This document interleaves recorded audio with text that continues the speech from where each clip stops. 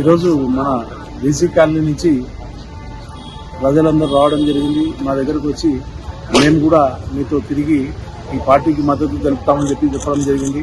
వాళ్ళందరినీ కూడా మేము చాలా గౌరవంగా సాధారణంగా ఆహ్వానించి మా పార్టీలో చేర్చుకోవడం జరిగింది.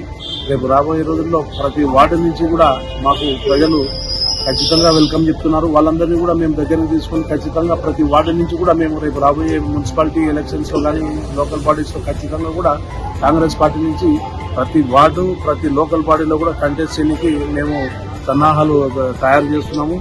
రాబోయే రోజుల్లో ఖచ్చితంగా కాంగ్రెస్ పార్టీ ఇక్కడ ఒక లేబుల్ గా తయారై జనానికి మంచి మంచి సందేశాలు ఇస్తూ ముందరికి వెళ్తాయి.